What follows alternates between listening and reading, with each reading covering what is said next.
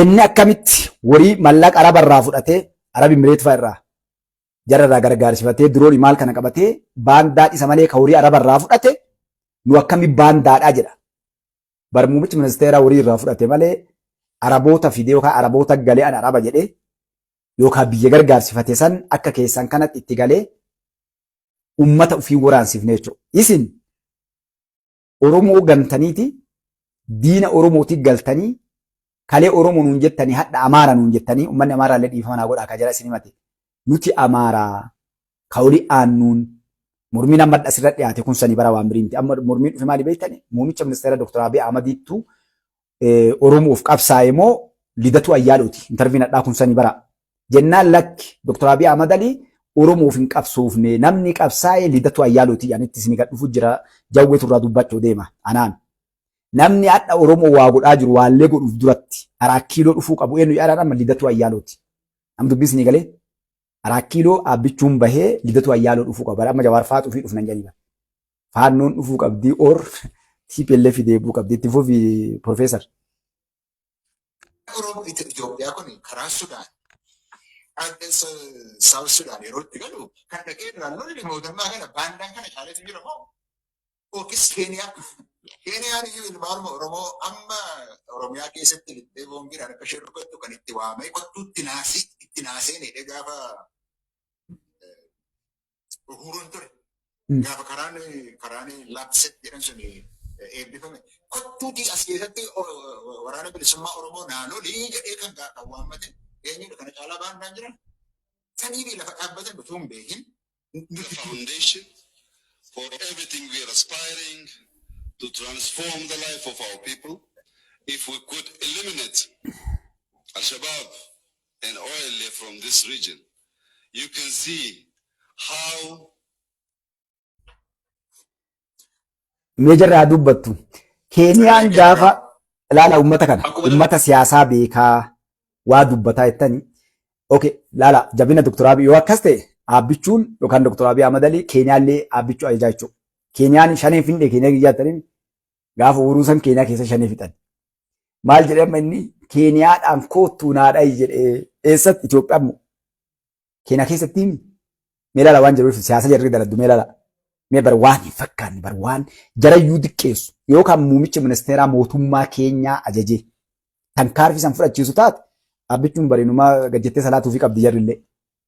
Jagan akkasii jechuun kan mootummaa biyya biraa ajajee sirratti fudhatu. Wanni muummichi ministeeraa dubbate maali rakkoolee jiru daangaalee irratti wanni amma sirratti dabarsuu barbaadanii isaan kaan kuni muummichi ministeeraa rakkoo daangaalee jiru Keeniyaa, Somaalee asin dura waan dubbatamanii yaadattanii kunniin Alshabaabis shaneenfaati warra ummata jeequ warra daangaalee irratti ummata isaan waa'ee kana gubbaa ka dubbatan. Isinitti hin saaman.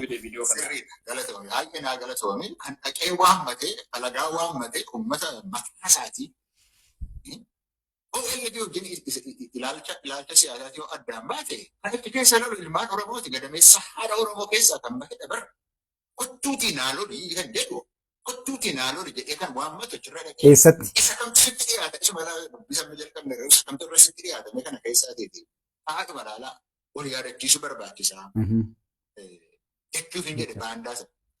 Isa waa'ee yoo jette maqaasaan ta'u maqaan isaa himu Itti. Yaana pirezidantii Awwaaluu Abdii jedhamu. amma gaa waa'ee kubbaa miilaa gaafa haasa'u inni waa'ee kubbaa miilaa gaafa haasa'u akka fakkeenya meetaforiidhaan haasa'u isaati miti. Eeguudha warra achi keessaa taphatu. Eenyuun kan isaan. Awwaaluu Abdii maqaan dhahu maaliin maqaan dhoofne? Naa qabadhu na fulchaa Oromoo. Awwaaluu Abdii maqaan dhoofne leenca ilma Arsiiti. Dhukkuba keessan isinii madhagaa akka gaariitti dhukkuba keessan tokkoffaa. Namni isin hirriba itti dhabdanii waggaa 150 kana eegaa turtan ilmaan sikkoo mandoo ture araa kiiloorraa. Yaa qoshaashota na isinitti madhagaa.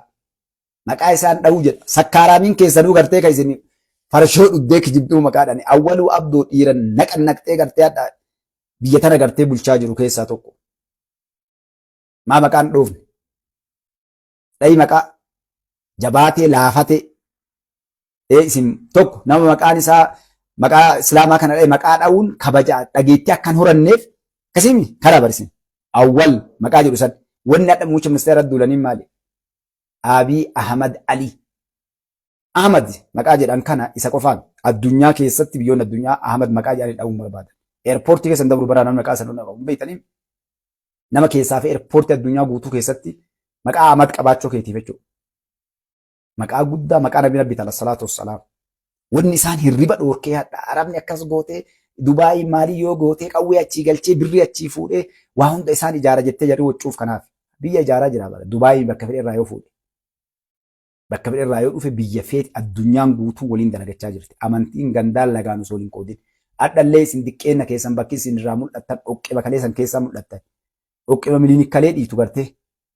Islaam Itoophiyaa keessa hin jiru Oromoon gartee Madagaskaarii dhufteette santu isin macheesse adhallee. Okay, go ahead. Kan isaan lolaa jiran kubbaa miilaa sana keessatti isaantu taphataa jiran bilbilinnaatti taphataa jira warri taphatan isaaniidhaan daawwattootnis immoo dhageettoon jecha ni dalgaan kaa'ee galtanii isin jedhan bar dubbate warra kubbaa miilaa taphachaa jiru nuufi bara. Ol baasi dubbaa uummata musliimaa jedhe qoshaashaa.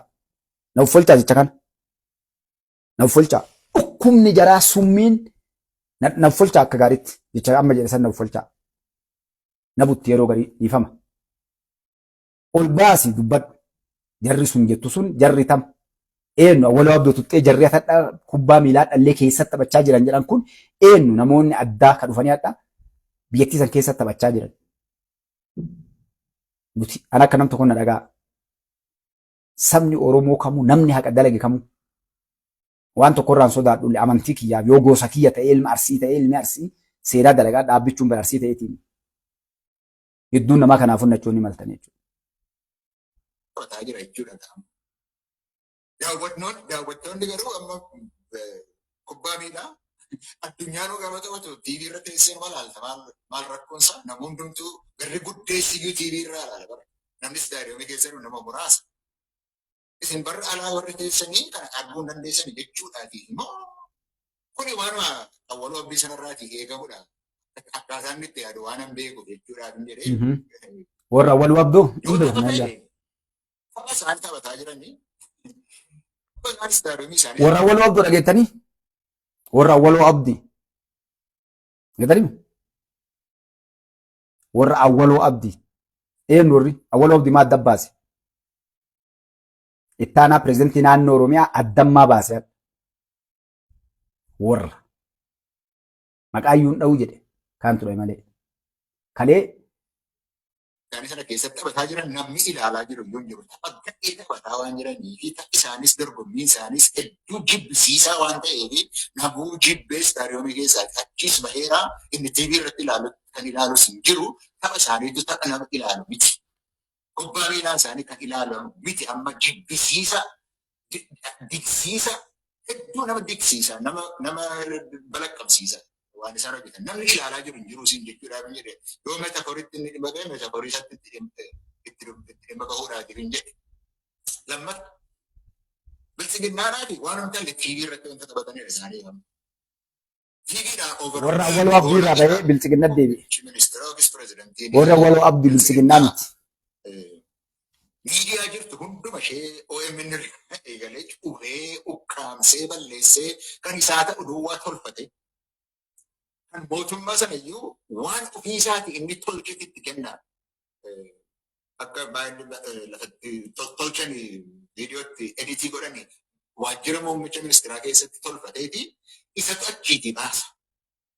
Amma torban darbe yoo ilaaltan guyyaa afur halkan afur maal gochii deebi'eetii dubbatuudhaati barbaadamni maal gochiidha kan isaanii qondaaltonni isaanii yeroo hundumaa warshaa kanatu eebbifame maaloo kanatu eebbifame TV irratti baasu waanuma TV irratti baasu.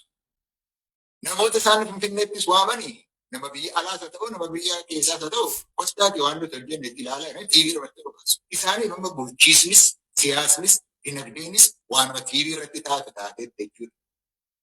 Saniifiti akkasitti dubbata malee mariin amma deemaa jiru kuni fiitiin ana malee hin jiru kan isheen jettudha. Nama yoo irra turse. Amaarri warra amaararraati lolanii jedha pireezidantiin bilchiginnaa. Yoo amaarri dhufe Oromoon isaan fudhataa? Warri amaaraa sun dhufan amaaroon isaan fudhataa? Inni jechi jedhee yeroo halkanii ganamaa dubbatu Ana yoo ta'e malee kan biraa biyya kana bulchuudhaatiif hin danda'u kan jedhu irraati kan ta'edha. Ani oduudhaan qabaa fi odeeffannoon qabaa fi namicha awwaluu abdiitiif inni fashaleera. Waanuma haalli TV irratti baasan inni hojjetanii overwhelmii goonu jedhu inni fashaleera. Didsiiseera namayyuu. Namuu ilaaluun barbaadu waan sana. Ol jedhee quufeera nama waa'ee sana. Inni bira darbeera akkasitti ooluun. Amma lafti nuti jirru biyyattiin hin jiraattu moo hin jiraattu jechuu irratti ilaa kana jedhee sana dhaaba. Bakka BBC geenyeera nuti amma. BBC jechuun kun isuma amma Jawaar dubbataa ture gabaabseedhuma akka nama yaadatutti immoo hin jedhe. Biyya baraaruudhaan ni jalqabaa. Biyyattiin baraaramuu qabdiidha. Baanni jalqabaa baraaruudha barbaachisa. Itti aansee immoo bayyaannachiisuudha barbaachisa biyyicha. Itti aanee immoo ceehumsa barbaachisa. Kanaaf BBC irratti jirraa inni TV irratti hojjetanii tumanni waan jedheef jechaa jira. TV irratti isin hojjettanii namni ilaalu jiru. BBC'n garuu amma ilaalamaa jira. Waa'een baraaruu bayyaannachiisuuf ceesisu kuni. Ceehumsi kuni qophaa'ee jira jechuudha kan jedhu. Tole galatuma Profeesar egaa obbo Jawaar gama kana gaafii kana Kan BBC ni galee. gaafii wal fakkaataadha.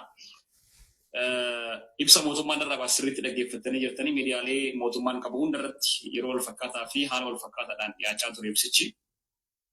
Haasawa Obbo Awwaluu Abdii kallattii garaagaraatiin isinii kaasee jira. Egaa dirree keessa nutu jira, dirree keessa taphachaa jira, dirree keessa deeggartoonnis taphattoonnis dirree keessa jiru warri fooldaraan haasa'an fiduu hin danda'anii.